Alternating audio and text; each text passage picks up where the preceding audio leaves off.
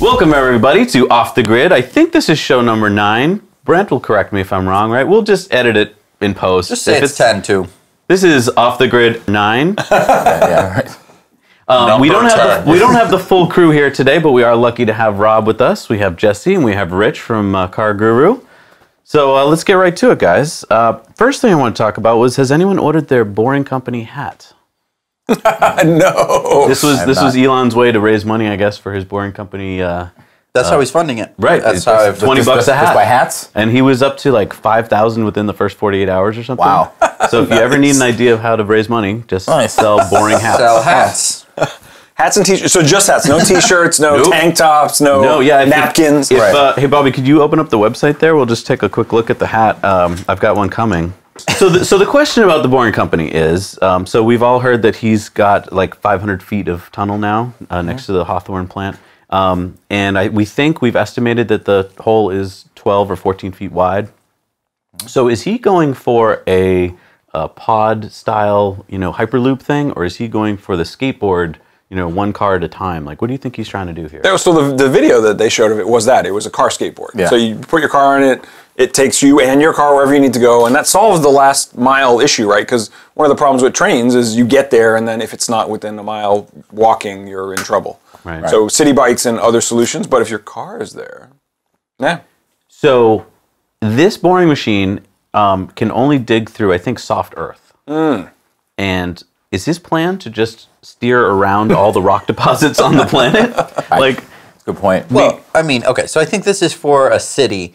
It's basically, instead of a subway or a highway system, it's sort of this underground sled superhighway of, I don't know, are only Teslas allowed to use it? Right. That would be awesome. That would improve the resale value of the car, yeah, wouldn't absolutely. it? Yeah, you not only get supercharging, but you get sled for life. You wouldn't even need to drive anywhere. Right. You'd just be zipping around underground. The other thing that seems to be happening is this is the whole California mentality thing that we ran into in the Northeast when they first brought the Teslas here. Like, yeah, we're going to dig under a city that doesn't have any existing subway, pipe, electric data. Right.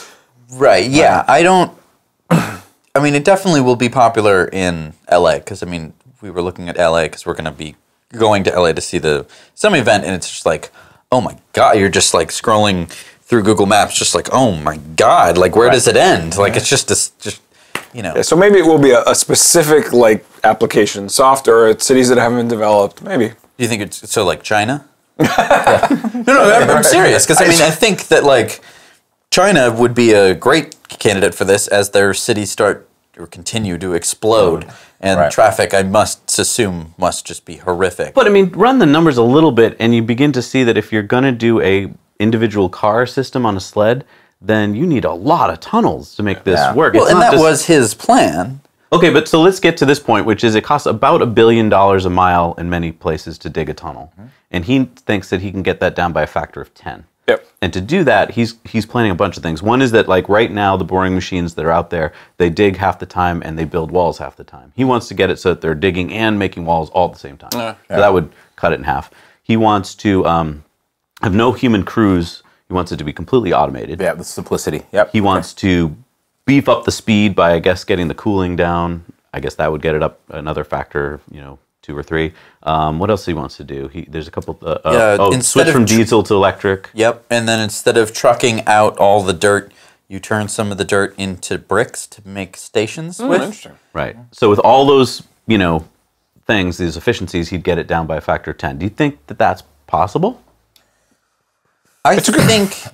All right. So I mean, I've been developing this idea of what engineering is over the span of my life. And, towards the very end, as Elon has been doing these things, I think, if you throw enough engineers at a problem, it's always hard.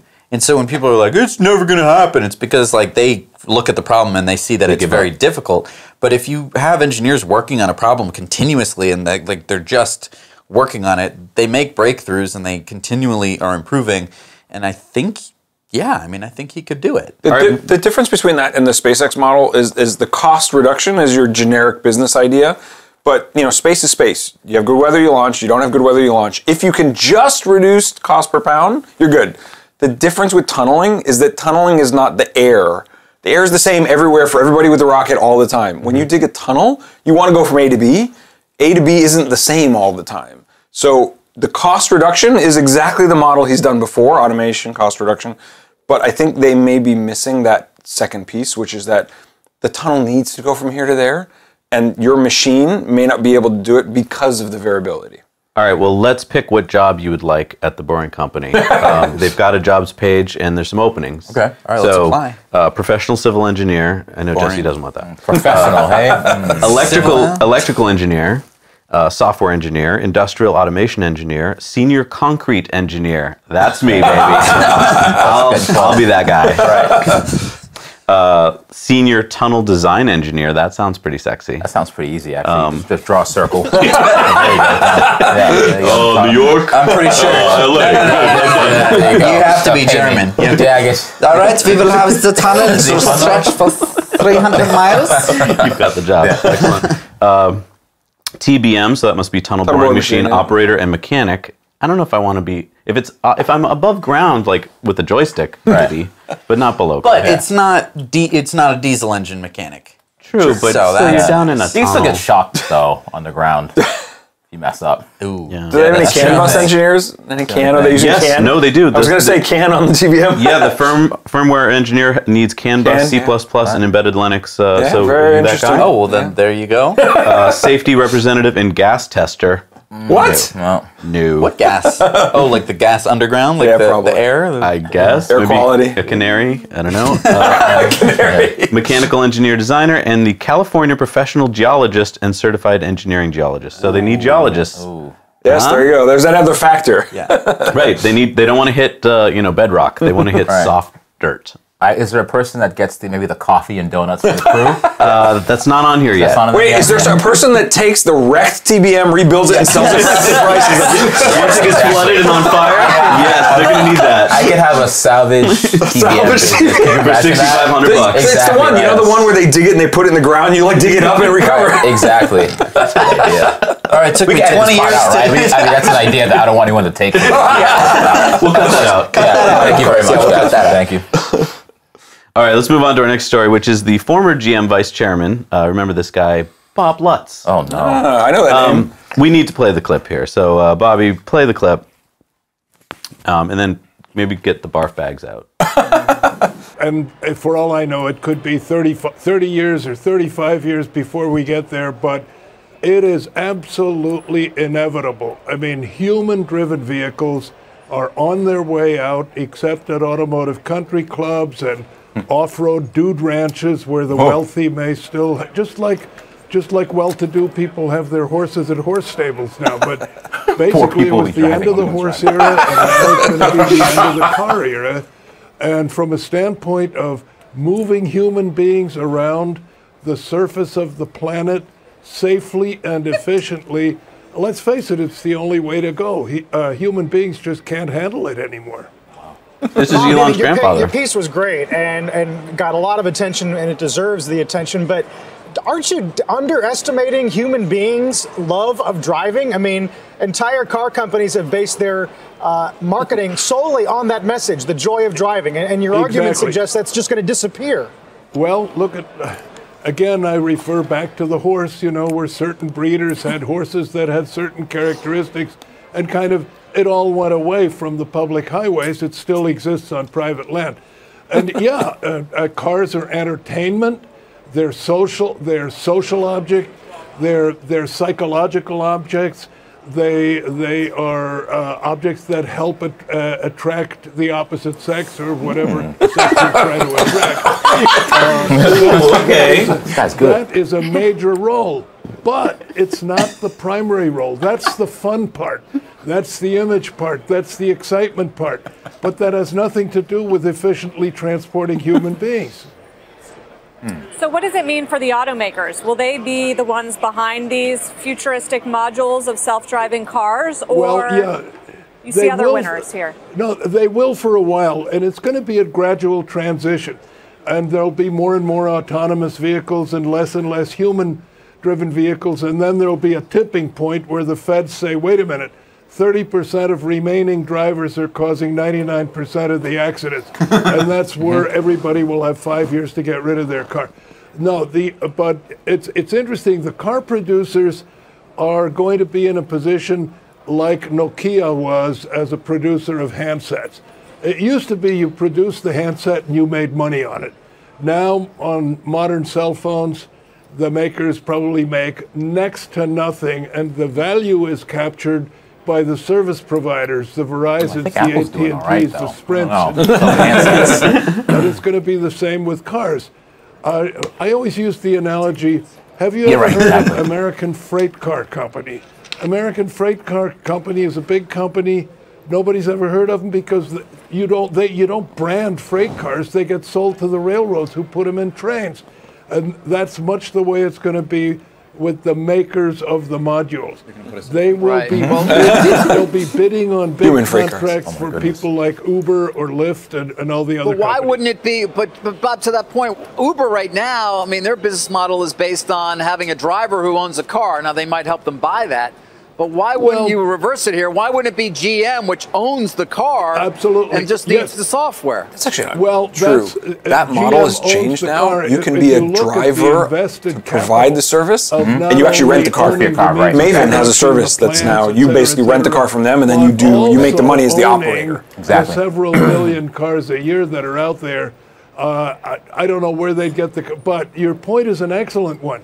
General Motors is one company that gets it and is investing heavily in the so-called user fleets where the value is going to be generated, which explains General Motors' partial ownership of Lyft and General Motors' partial ownership of Maven, and down the road there will be others. So the smart car... All right, let's send Grandpa back to his nap. Okay.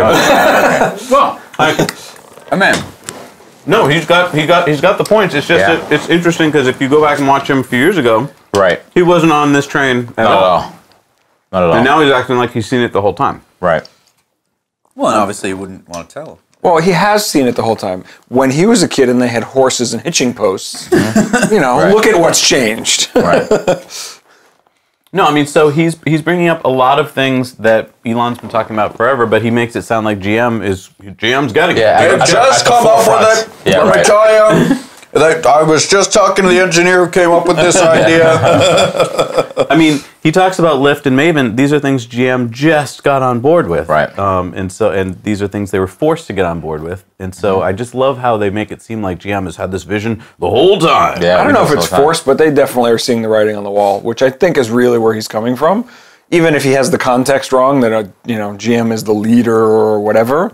The context may be wrong, but the idea is right. Everyone is starting to see the writing on the wall. And I just think when a guy like Bob Lutz tells you that the writing's on the wall, it's on the wall. It's going to happen now because he was one of the biggest obstacles to this happening in the beginning, and now he's telling everyone like, oh yeah, you're not going to be driving cars soon. Right. Well, I think it's time to really start investing in these automotive dude ranches. That sounds really interesting. I mean, that sounds really interesting. Have a couple cool cars, right? Yep.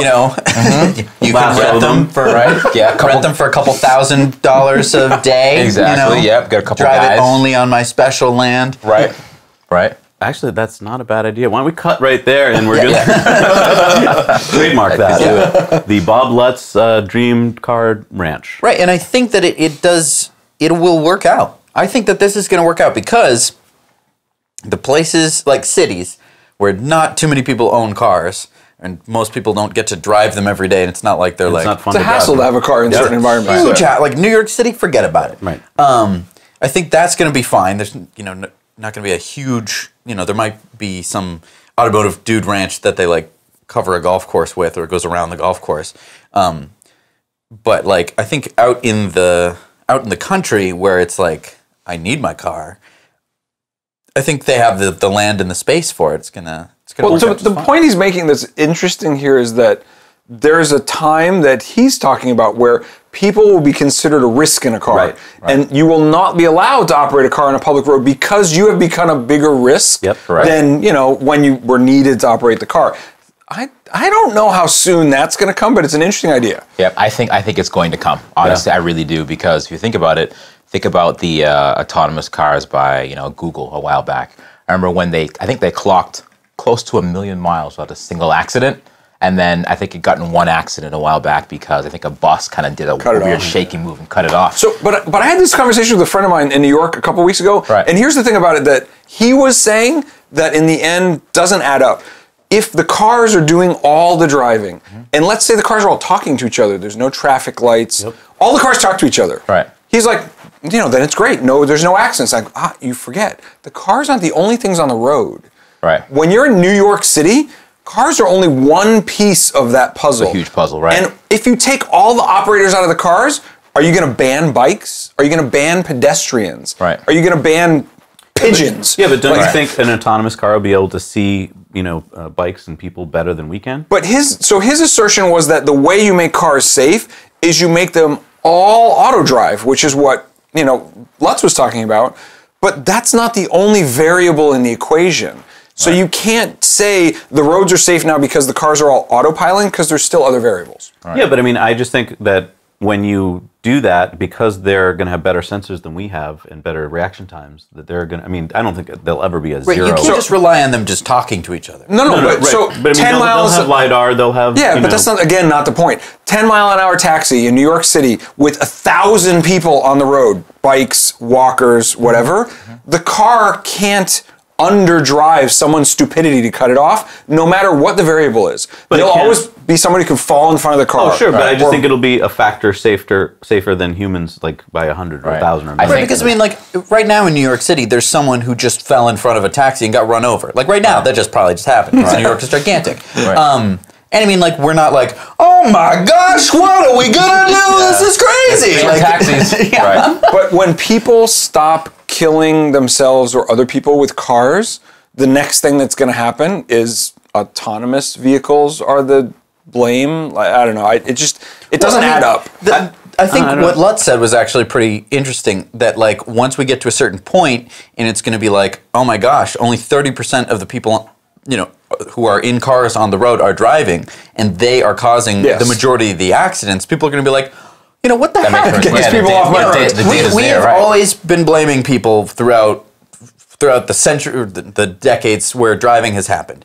Oh my gosh, it's the young kids. I know you're young, but it's Asian centuries. people. It's not it's the kids on their cell phones. It's old grandmothers. It's this, that, the other thing. People who don't want to drive. It's going to just be, oh my God, I saw a guy driving the other day. He was driving the car. Does he know how dangerous that is?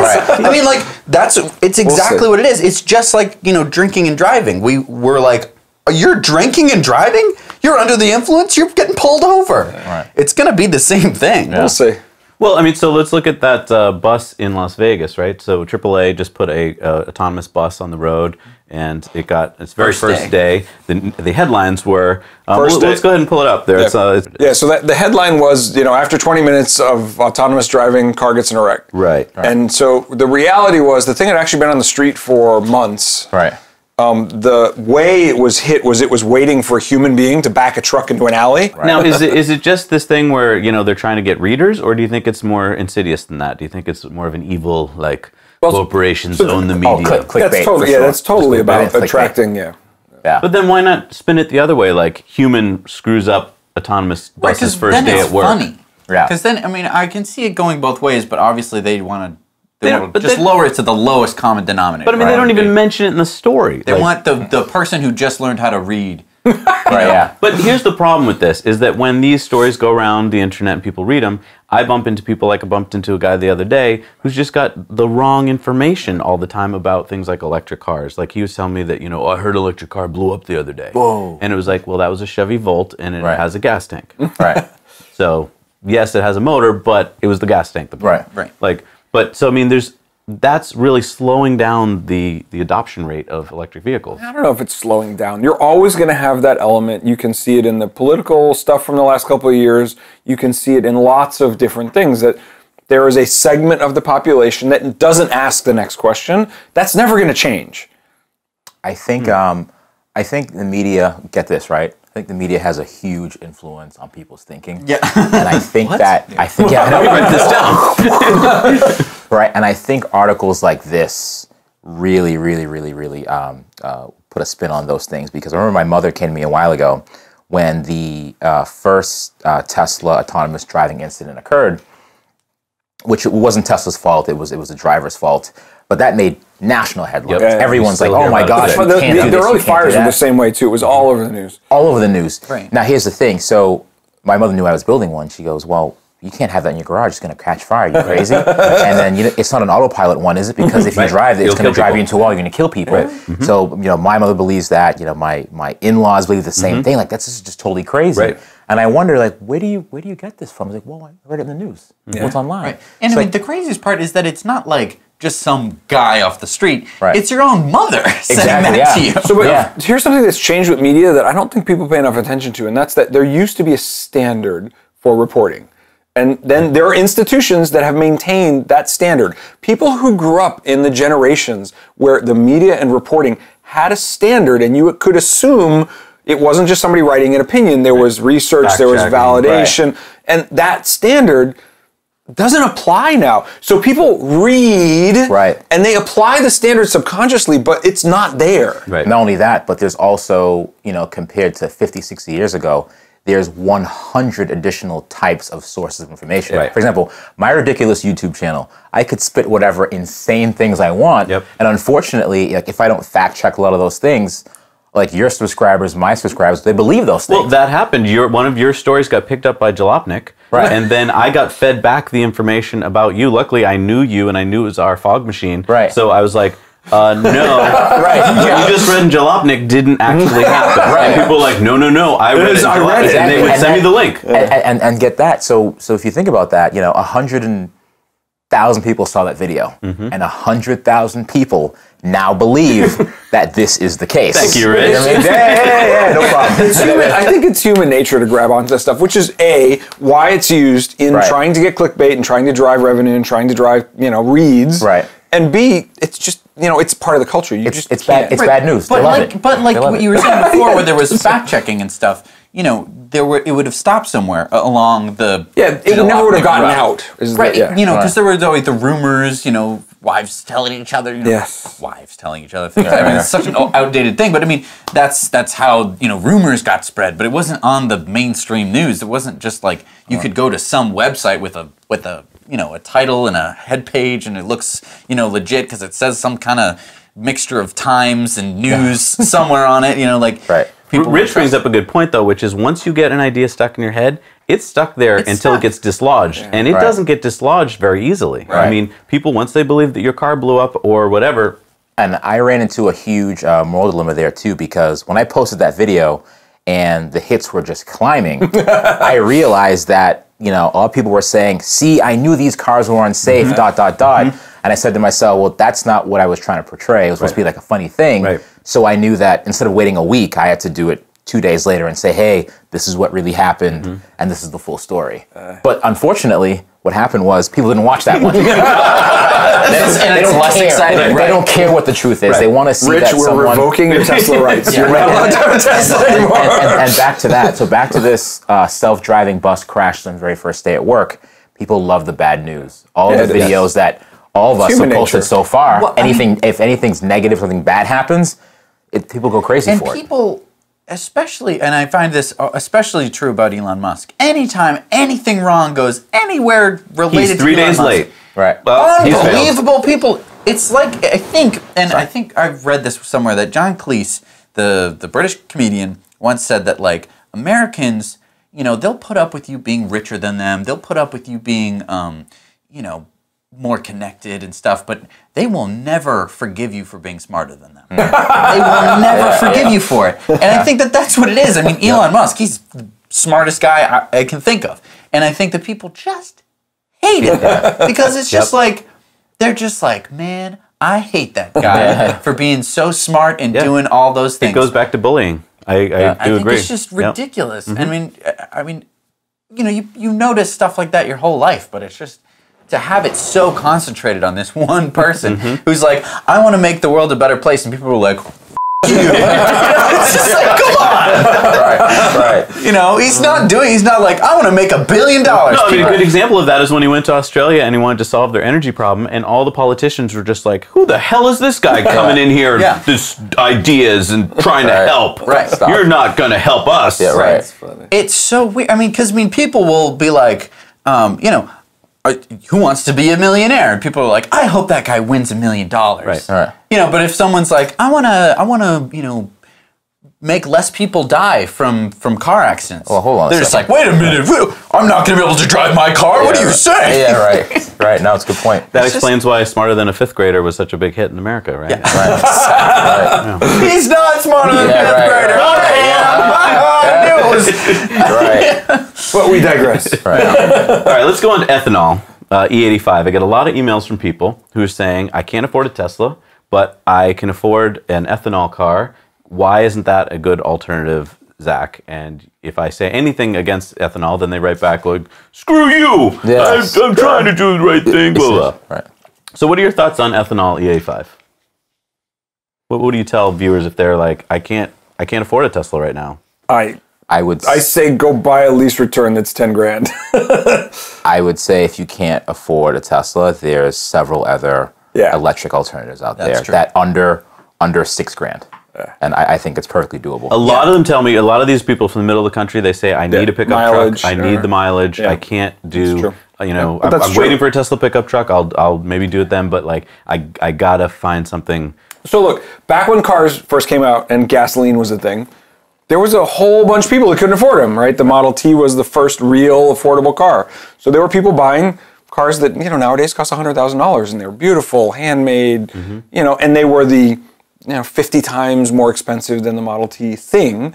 We're in that same transition now. Yes. Not everyone can afford a replacement vehicle that will, suit their needs, but give it 10 or 20 years and we'll be there. And in the meantime, you can look at all those wonderful Duesenbergs that drive by. Right.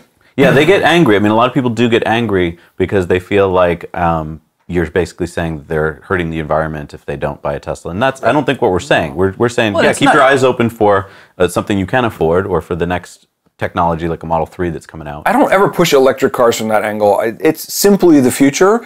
Whatever piece of the future you can afford it. It's not about the planet going to hell because everyone can't afford Teslas. That's not we're not trying to equate those two things. Right. We're really trying to talk about what's changing, what you can do if you can afford it, if you're interested, and one way or the other, what you're going to see in 20 years. Right. I guess the thing about ethanol that bugs me, though, is that there's so much misinformation out there about it. It's not a great alternative if you're trying to take care of the environment, because basically you're taking land and you're growing corn to turn it into something you're going to burn, which isn't like, I'd rather see you just going with an efficient gas car until you can afford to get something else, like an electric car. I mean, a hybrid is, I always, badmouth hybrids. But that's mostly for the reason that hybrids are not very cheap and that you can probably get some kind of electric that probably meets your needs if you're buying a hybrid. Like if you're buying a Prius, there's a good chance that your commute is not, 50, 60 miles for the majority of people. Obviously, if people living where things are just further away, it's different. But the pitch on those a lot of times, especially plug-in hybrids, is you can do your whole commute on battery. Well, if you can, don't buy a gas car. Right. Just buy an electric car and do your commute on the electric car. Right. And so, I would urge you to look for, a smaller electric car. There's the Electric Smart. My guy at work, I know, just got one, and he's like, I love it. This is the Mercedes smart car. Distributed by Mercedes. And basically, they're stopping distribution, right? Because they don't want to distribute the electric. I heard something about it. I don't know if that was true, though. I think a lot of the Mercedes dealers don't want to carry the electric version. They don't want to carry it. Probably not. But basically, you buy the car, it's very cheap, and you lease the battery. Yeah, that's one of the models, yep. And it, for a lot of people, just totally makes a ton of sense because you're spending, I think it's something around $6,000 on the car, and then you're leasing the battery. It's not. But very even expensive. even if that's your price point, like we were talking about, right? So or lease return electric car. The Fiat 500e is another one that's coming to the East Coast now. People are importing it. The lease return Golfs. I mean, there's all kinds of Kia electric Kias. So talk about that for a second, because I think a lot of people watching this are like, "What's a lease return?" So explain that to them. So a lot of these electric cars are getting leased because the base price is $30,000 or $40,000, and nobody wants to pay that money and finance it because 3 years later the car's worth less than half of that. And they're afraid that the batteries might not hold out. Right, exactly. So all those cars, gas and electric, end up returned from the lease, and then you get the residual value and you can buy it. Electric cars, because the residuals are not good and people think, oh, after the lease, no one's going to want it, you can buy a lease return electric car at a much better value than you can buy a lease return gasoline car, and because the demand is very low. And so, that's exactly what I've done. I've driven over like 10,000 miles so far. Haven't had any service issues at all. I'm just going to need to put new tires on it because it's going to snow. But like, no oil changes. Yeah, there's no maintenance on these cars. The beauty of an electric car, if it suits your daily driving needs, your cost per mile in energy is a fifth or less of what gas is. All you have to do is wiper blades and wiper fluid in tires, and the battery on general chemistry should be good for 8 to 10 years. Even then, it's still good. You just get slightly less range. So a 3-year-old lease return electric car for $5,000 to $10,000 that can go 100 miles on a charge, drive it to work, drive it home, and it's going to be a way more affordable alternative than a lot of even high-efficiency new cars or high-efficiency gas lease returns. And there's not much maintenance left to go wrong. I mean, there's no exhaust system. The brakes are hardly ever used. As long as the battery's in good shape, you're probably good to go for a long time. A car that's 10 years old that's gasoline has 3 main issues. There's metal rot, there's the mechanical stuff, muffler, engine, anything that runs hot and cold. On an electric car, all that you've got is body rot. On a steel car, the only thing left is body rot. Right.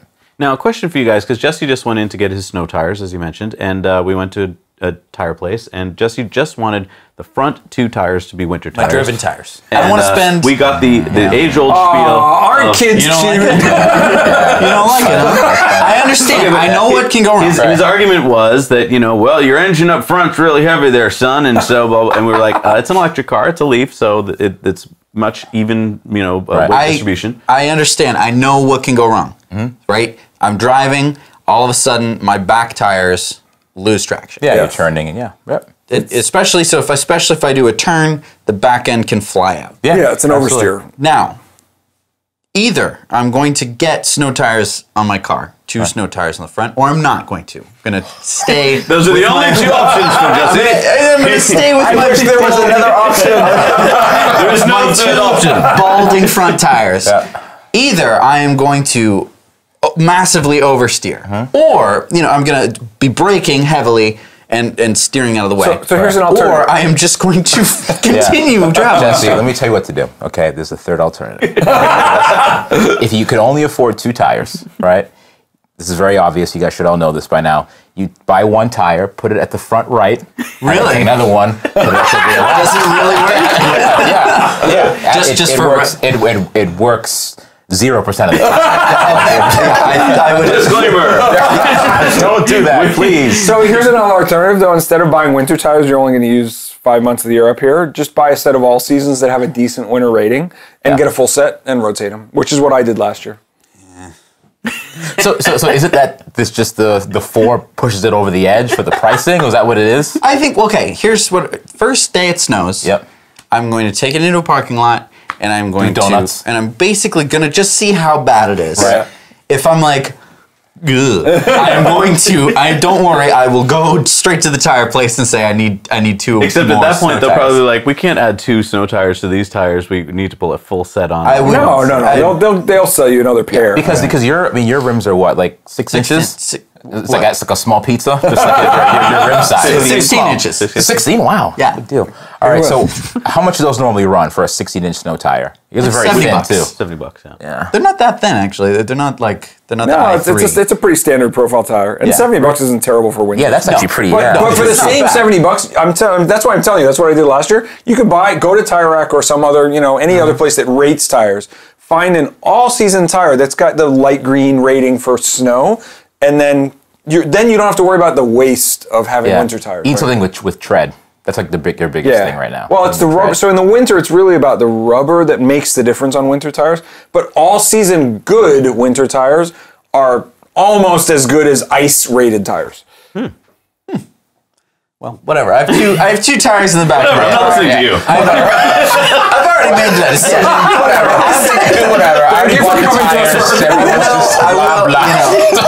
Well, I mean, I already have the 2 snow tires. Yeah. So are they on the car? Not yet. Okay.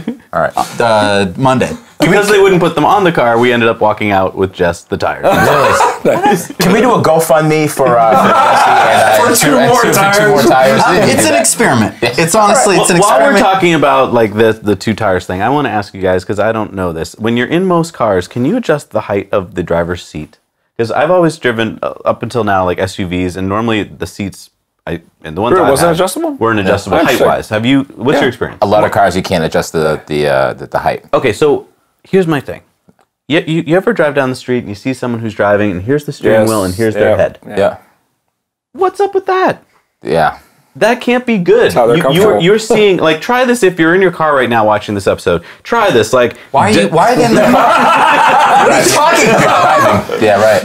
Duck your head down so it's just over the steering wheel and see what you can see. Right. And now sit in your normal position. Hopefully it's a normal position where your head is way above the steering wheel. Right. There are people who drive around like this. They could be 2 things. They could be very short people. But there's cushions you can get. Come on. Or B, there could be only torsos. It's just like it's like they have no legs. But why aren't seats? I mean, isn't this an important thing? It's cost. So when I was at the Leaf event in Cambridge talking to the engineer, it was shocking that the overall price and features in a car could be driven by $100 that goes into a headlight, or $20 that goes into the plastic in the door.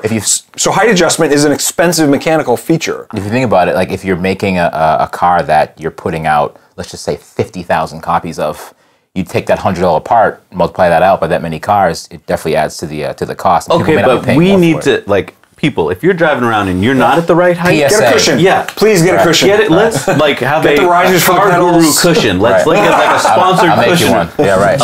Because I don't think people know this. I think they just get in the car and like, this is where the seat is, and here's my head. So I'm gonna go driving, and you're not safe. Yeah, ergonomics in the car are far undervalued. Yeah. So I mean, if you know someone who's maybe on the short side, buy them a cushion or phone book. Phone book, real cheap. What's a phone book? I don't know.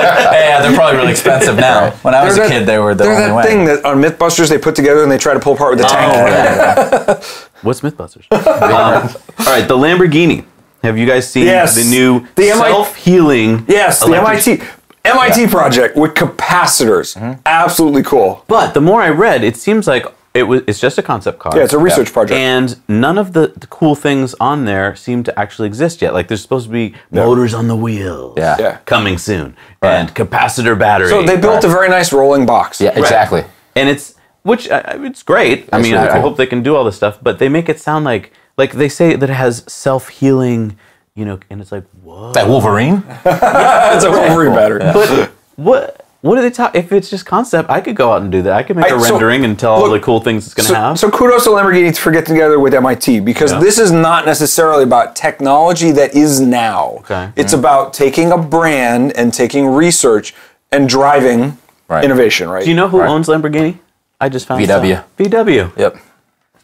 Come on! Sorry. When did he transfer from Chrysler? Yeah. No. Yeah, I know. So, like, what, 1948, it was an Italian tractor company, and they wanted to beat Ferrari. Good for them. Then some point, they're like, oh, we can sell out to VW. Wait a second. So I'm not so excited anymore. I like it. I like this idea. I like that. Because if you think about it, this is a huge deal because Lamborghini's primary focus are gas-powered, huge monstrously complex cars, like just these beautiful, I think they're beautiful, Italian machines, but now they're showing what a concept of the future is. Yeah. And the future is electric. And what they're also addressing, which is interesting for the supercar, hypercar market, is 2 problems that we all know, which is how long does it take to charge, and how fast can you get the energy out of the battery to the wheels? Right. Isn't there a third problem, though, that you're not mentioning, which is sound? No, right? Because big deal. Depends on who you ask. ask. Big deal because in one of your recent episodes, you were talking about that, like the sound and even the exhaust is a big deal. That's for a lot of money on it. That's a huge seller for a lot of people. People like hearing that feedback. So are they going to put fake noise or a lot of new cars do that today? Is the BMW M5, even a couple Fords pump fake engine noises into the speakers. That's a big deal. So cars that already make engine noise. That's correct. At the car event that we were at, the guy who gave me the chance to drive with the i8, he's like, you have to drive it. It sounds awesome. And inside, it sounded awesome. When he left at the end of the event, it was clear that on the inside of the cabin, I was hearing enhanced audio. Because outside, it was a turbocharged 3-cylinder engine. Right. Inside, no. Yeah. Well, the i8 really upsets me when it goes to an electric car show because it does not belong there. You showed off what I have not been to very much, which is a real car show or a gas car show. Right. And the difference between a gas car show and an electric car show. Right. They're two completely different things. Yeah, and you were showing a Model X leaving the car show, and the camera guy goes from like a Corvette to skip right over. Right. Like that's the fastest car at your show right now, guys. That's what I said. And Yeah, they don't even know it. They're like, oh, what's this quiet thing? Yeah. Right.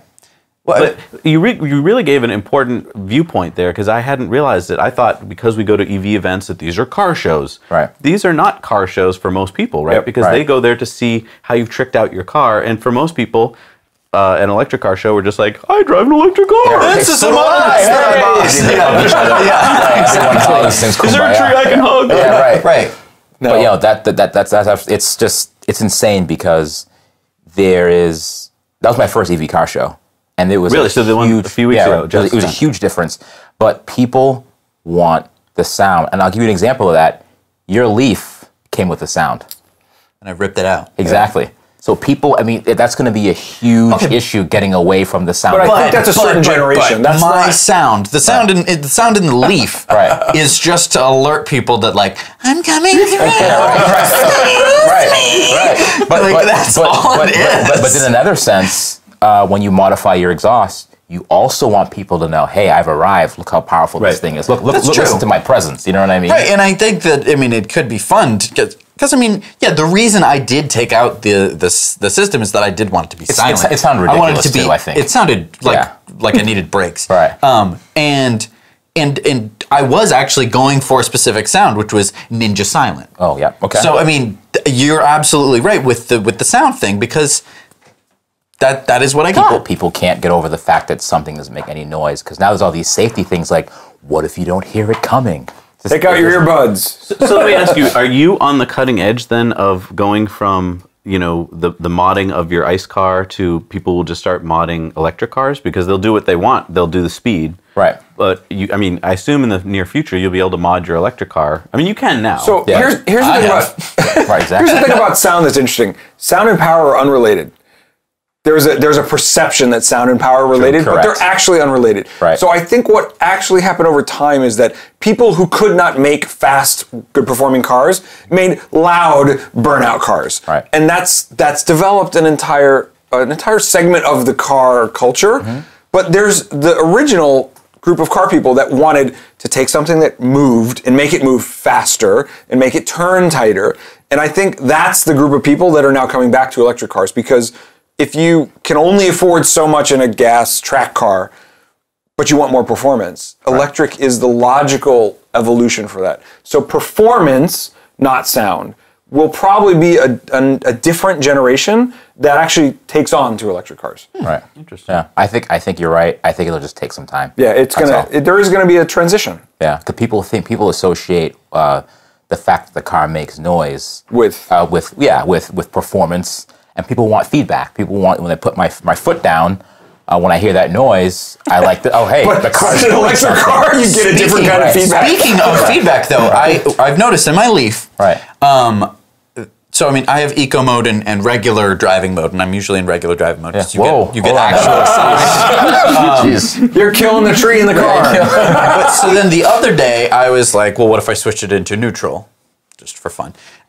On a private, closed road, of course. Going the speed limit. Well, so I'm in neutral, and then I put my foot on the pedal. Vroom, vroom. No. What the thing was, I leaned forward. I leaned forward every single time, and it felt like the car was actually moving backwards. I was stopped, and it felt like the car was starting to move backwards. I was like, what the heck is going on? Because I was so used to putting my foot down and having the car accelerate that I was just used to leaning forward every time I did that. It was like they were both connected. And I mean, I've noticed this when I've driven gas cars now, that it's just like, it's like I'm riding a horse and I don't know how to ride a horse. You know, I'm telling it to do things like, no, I don't know what's going on. Like, it's crazy because it's giving me this odd torque output. Exactly, so you're on the curve. So that's the biggest thing if you switch back and forth that you get is that in a gas car, when you stand on the accelerator, what you get used to is vroom, and then eventually the acceleration kicks in. In an electric car, it's the reverse. There's no noise, but you're immediately accelerating. People often say to me, like, what just happened? Yeah. What did we get hit? And which leads to the question, so you've heard about the chill addition to software now. So are you getting updates like that on your Dolores? That's a good question. I'll have to check. Okay. I don't think you will, actually. Oh, well, I mean, after my last couple of videos, probably not. They're going to send the kill switch to you. So the latest update will have what's called chill, which I guess is to give you less of that, acceleration. It's going to take that away. And I think it's for people who get right out of their ICE car, use the accelerator pedal the same way, and get thrown back in their seat. What are your thoughts on the chill mode? It's all software. There should be user-definable profiles for acceleration and deceleration. Like a graph that you could draw yourself. It's all software. Why not give people access to it? And I mean, so I play a lot of driving simulator games where I have a setup where I have a pedal and steering wheel. And you can just sort of go in there and just be like, what do I want the acceleration curve to be? Obviously, I'm driving a simulated car. Does NHTSA not allow us to do that? Is that like a rule or something? Or? I don't think, it's just literally manufacturers not thinking in a software mode, they're thinking in a hardware mode. Because I thought that was cool that someone tweeted it to Elon back in August, and then November it's actually in the car. Yeah. But an easy thing to make though. He's gonna make a couple buttons and limit the power. But I don't know. I feel I'm up in the air about it personally. I think that we're making things extremely, I always want to say, too easy on people. What happened back in the day when, this is the car that you buy, these are the features that it has, and I almost feel people are getting a little bit soft about things. Like, it's too much power, I don't know if I can do about that. I think you're too wishy-washy. But this is the way people treat cars, and this is why the entire evolution of self-driving cars is coming. Most people don't enjoy driving. Driving is something they do for a reason. And in a lot of cases, it's a burden that they don't want. So if you're an enthusiastic driver, I'm all for as much customizability as you want. If a car is a burden to you and you don't want it, then please take a self-driving car to work and save the rest of us. You being on the road. I think it's a different mindset. I think you're right. I'm from the mindset where if I step on the acceleration pedal as hard as I can, I want to feel that power.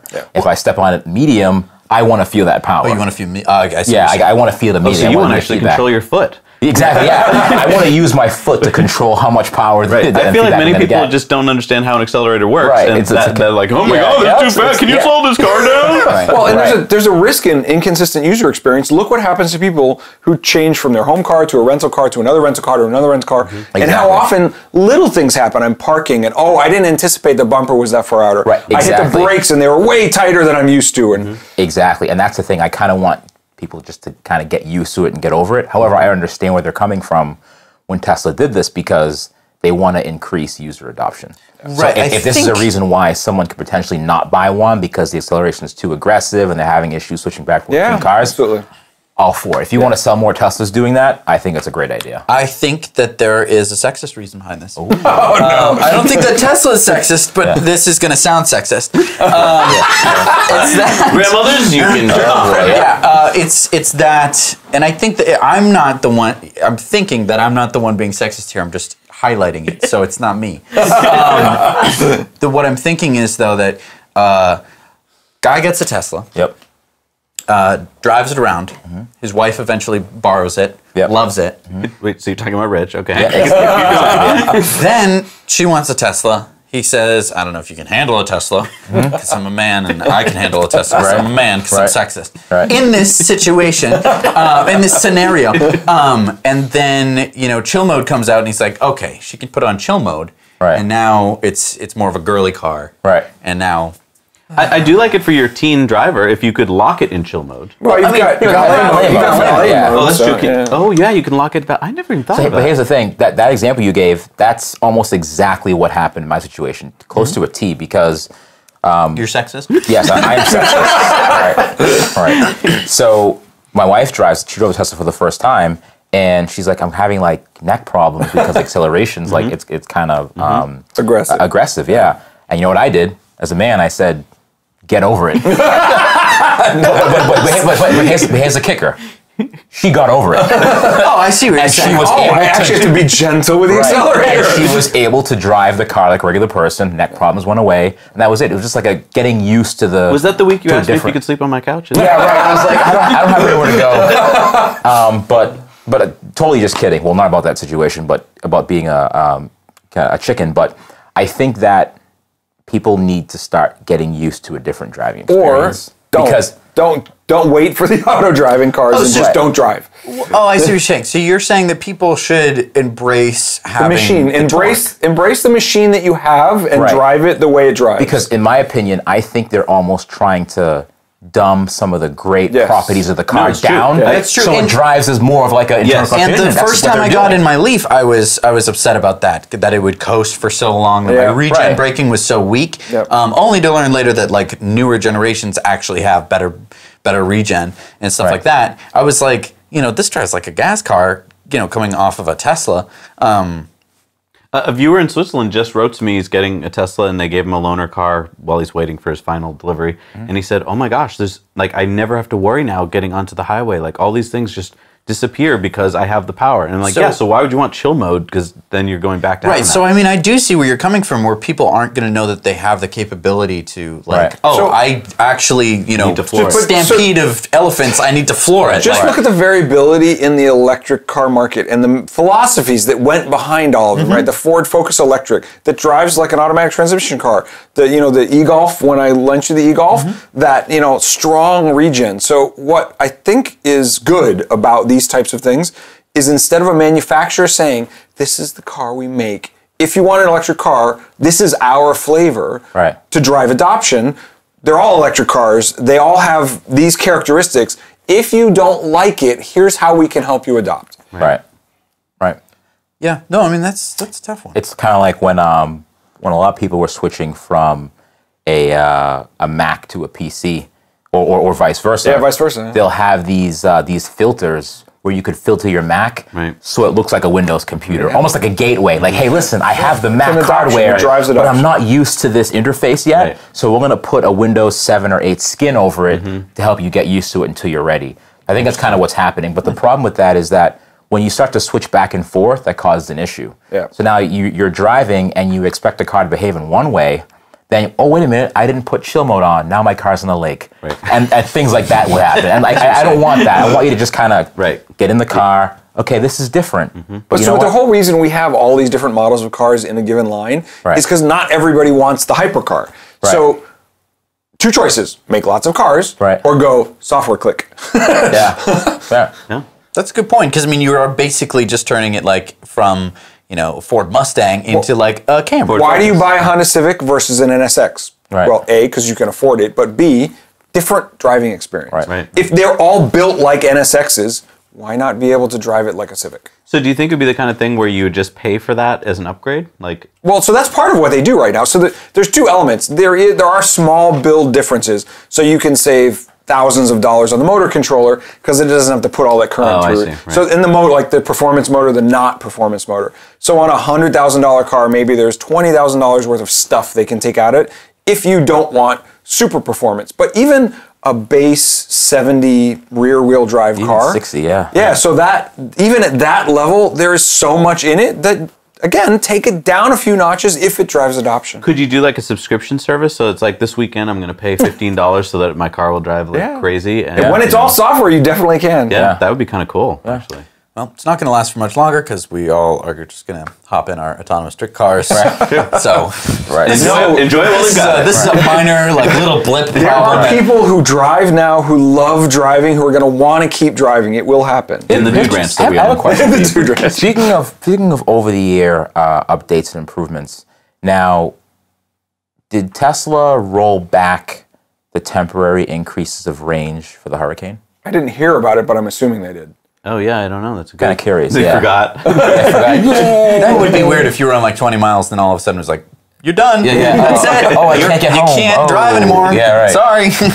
If I was releasing that software update, I would do it in a way that it only applies when the battery's full. Right. Yeah. So I'd like to try a new thing at our next Off the Grid. First of all, when we're done here, we're actually going to coordinate our calendars so we know when our next Off the Grid is. But we would like you guys to send in 30-second or less videos if you would like us to. If you have a question for us or a comment for us, we will cull through them and take the best ones. And on our next Off the Grid, we will go through them and actually answer them. So send those in. Video mail. We're doing video mail. And then if that works, if you guys are good and you don't send us like lots of crazy ones, whatever, then we will actually go to a live call-in during our show on Skype. So this is like a test for you guys to see if you are up for it, if you're on your best behavior. So send those less than 30 seconds, shoot it in landscape or Jesse won't even watch it. You can't watch it. It's impossible to watch. That means you, Jeff. And then we will answer some of the best ones on air next time. So thank you so much for joining us. Make sure you comment below and send us in those videos, and we'll see you in about a month on Off the Grid.